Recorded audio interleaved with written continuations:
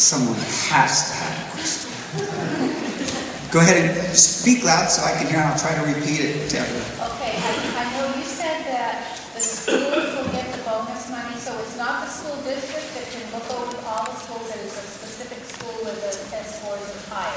Each school will receive bonus. What they're going to do is break schools down into quartiles. So 25% of the schools in the state are going to get large bonuses, which they will then distribute to the teachers. 25% will get a medium bonus, 25% will get a very small bonus, 25% will get no bonus at all.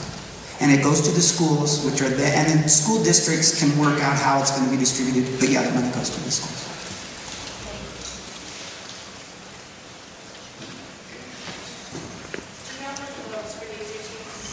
Yeah, the vote is November 6th. It's the Tuesday, government class Tuesday, following the first Monday in November of any number of years.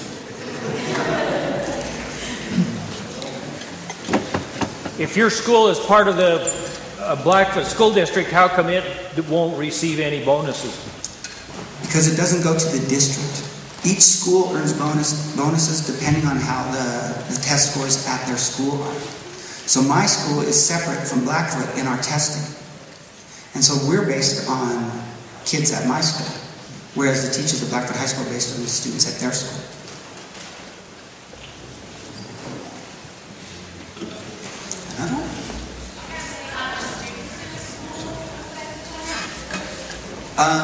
The amount of students, she wants to know if the amount of students in the school will affect the testing scores. It affects the volatility of testing scores. That means one year you might have really, really good scores, because if you have just a couple of kids, if you're in a really small school and you have a couple of kids who do really well, they'll pull the average up. If you have a couple of students who do really poorly, they'll pull the average down. So you're going to see test scores go like this on small schools. Really big schools, it's probably not going to change one year. Didn't your school make AYP? Why isn't your school eligible for a bonus? The bonuses are not based on AYP, and so it doesn't matter if your school makes AYP or not. That has nothing to do with the bonuses. And someone said, what is AYP? It's adequate yearly progress.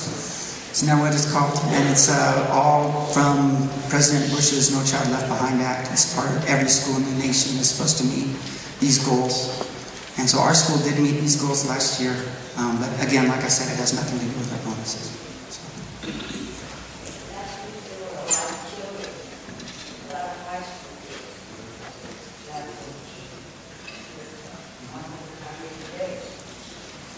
I think there still are some Blackfoot kids. I know that a number of kids from my school checked out and came in. I appreciate the support. I really appreciate the support, but you need to hear both sides. I mean, you honestly do. You need to hear both sides. So.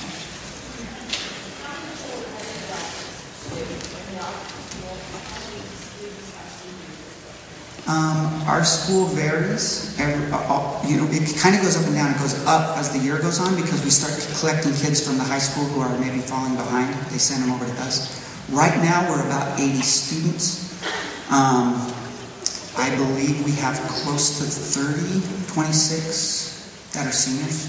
Last year, we graduated about 40, I believe. And I think at the end of the year, we had about 120 kids.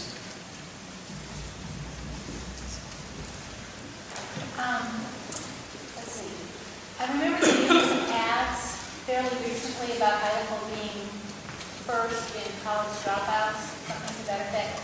What do you think that we can do to, I know we have a good rate of students who graduate from high school, but then they don't continue on or don't stay in college.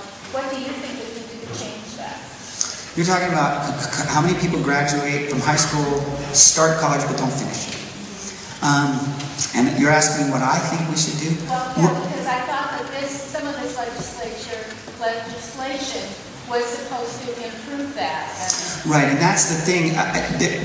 One of their goals is to try to get more people to graduate from college in Idaho. And I know that this might not seem logical to you, but I strongly believe that what we need to do is improve our early childhood and elementary school education. And I know that seems like it's so far away, but by the time a kid is in high school, if they are already behind academically, it's very difficult to get them to catch up. Whereas if they're in 3rd grade and they're behind, it's a little bit easier, especially if we concentrate a lot of effort there. And to tell you the truth, I think one of the reasons kids drop out of high school or drop out of college is because they are so intimidated by the math requirements. College algebra is difficult.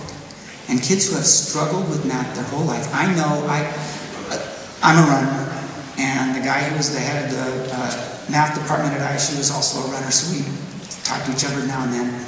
He told me that the most failed course at Idaho State University, the one that kids fail the most, is their college algebra course. And incidentally, it's done online.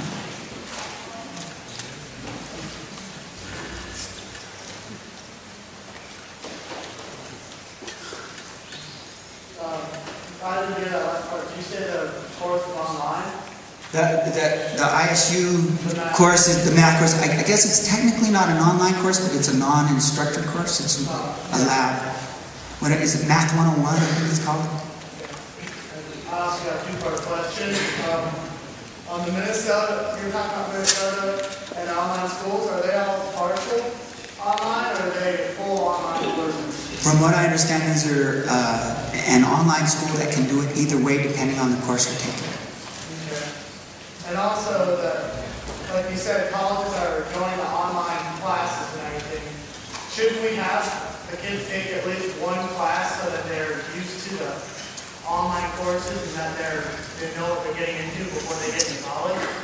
And this is a great argument, especially for people who don't understand brain development. I believe it is developmentally inappropriate to have students in high school taking online courses because I believe that you have to have a certain level of maturity in order to be successful in those courses. When you're thinking about a kid who's taking an online class, most students in high school are easily distracted. It's because they don't have a frontal lobe development. You find that the older people are, the much more successful they are in online courses. So I understand that argument, but I just think it's developmentally inappropriate. It's kind of like trying to do things in kindergarten that probably you should wait until they're in 3rd grade to do. It's only my opinion, I admit, but I don't necessarily think it's going to make them more successful in college because of that. I think the main thing you need to get in high school is the skills. You need to concentrate on giving those kids the skills. Dan, it's my understanding, I asked the last high school student if they can take any courses online. Her response to me was yes, Blackfoot high school students today have the ability, if they so choose, to take a course online at the Blackfoot High School Resource Lab. Is that true? Yeah, and that's one of the things I wanted to stress. I mean, it should be an option for kids who want to do it. My question is, do we really want to force everyone to do it? I think that's my concern.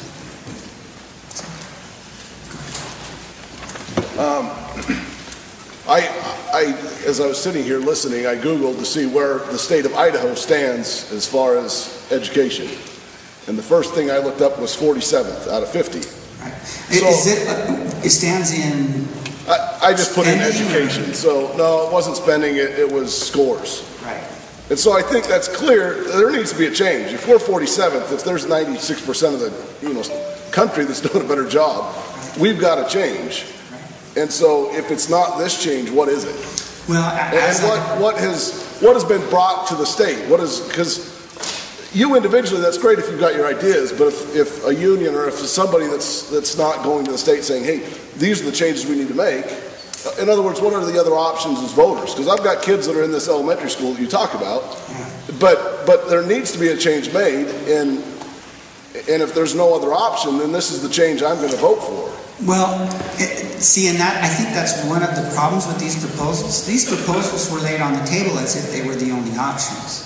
And I personally believe that's a huge mistake because there are a lot of options on the table. I think the easiest thing we could do to improve education in Idaho, which would cost absolutely no money, is to change the calendar. But whenever I've been at a meeting, it's completely ignored. I mean, kids shouldn't be out of school for 3 months. They lose skills. And if we had kids out of school for 3 weeks at max, our kids would no longer be 47. But, like you said, these are the only options on the table right now. And I talked to a man yesterday, a business leader, and he said, well, Dan, we can't go back. We have to do something. But see, my concern is what we're doing is actually going to have a negative impact, because the elementary schools, we are sacrificing our elementary school kids for our high school kids using these proposals. I think that's just a huge mistake. I agree. We're not doing well enough. I 100% agree with that. But I think we need to go back to the drawing board, and we need to bring everybody into the conversation. Because to tell you the truth, the teachers union didn't have anything to say about these proposals. I mean, I know Tom Luna said, oh, we asked them. Yeah, but they ignored everything they said. And I'm not speaking for the union. I do belong to the union, but I'm not here representing the union. So, I mean, I just think we need to listen to people better so that we understand what we need to do. And like I said, we need to listen to the educators. They're the ones who are going to have ideas that work. So instead of getting rid of the laws, why don't we change the laws to something that's better? Because what we were doing wasn't working, clearly, if we're at 47. So we need to do something that's better. So if these things aren't good, that's great. Let's scrap them and do something that's better. But why aren't we doing that instead of going back to something we already know is broken? Well, and I would agree with you on that, except for that, why would we do something that research seems to indicate is going to make it worse? See, what I think we need to do, like I said, I think the state legislature this year needs to sit down, talk with experts about how to change this, talk to college professors, talk to high school teachers, talk to the union, talk to principals, talk to superintendents, and say, what are we going to do? Because I think that what's on the table, it's not supported by those types of people. You know what I mean? And I understand the whole idea that, well, we got to do something, so let's try it. We got to do something, so let's try it. But man, I think when you're having experts say, wow, I think this is the wrong direction, I think we're going to get it worse, it makes me concerned. You know, I would rather start from scratch next year, create something better, do some changes that will really work.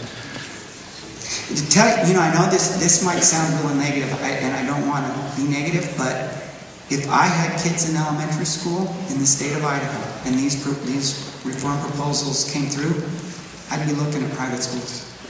I'd be really concerned about my elementary school kids. I just want to go along with what Mr. Anderson has said here, because I think there needs to be a little bit of a wake-up call. Nationally, the state of Idaho is significantly below everybody else. We're not just bad, we're really bad. The system is failing our children. And so when we talk about change needed to happen years ago. And here we sit today nitpicking a proposal that's already law, that may produce some good outcomes. The current system that we want to go back to is not working. So the last thing I think we should want to do is go back to that and spend a few more years trying to figure out what won't happen. We've got it as law. I think we should be for 1, 2, and 3. That's my opinion. I hope everybody takes the time to find that out. But I want you to know, Mr. Grimes, when you said the calendar, I agreed with you 100%. And something so simple can't happen for all the stupid reasons that probably you could spend more time talking about. But simple solutions need to also be part of this. We need to have common sense. And common sense starts at the local level, and that's, I think, why we're all here today. Well, can I sort of piggyback on you? I mean, I would disagree with you as far as voting for these, but I completely agree with you as starting at the local level. I personally believe that what the State Department of Education should do is it should be an information gathering entity and a money distribution entity, and that the local school boards should be able to run their local schools without mandates from the state. I think that would end up being the best choice we could do, because I think parents, if we explain to them how much benefit it would be for changing the calendar, I think you could get school districts in the state to change their calendar and make it work.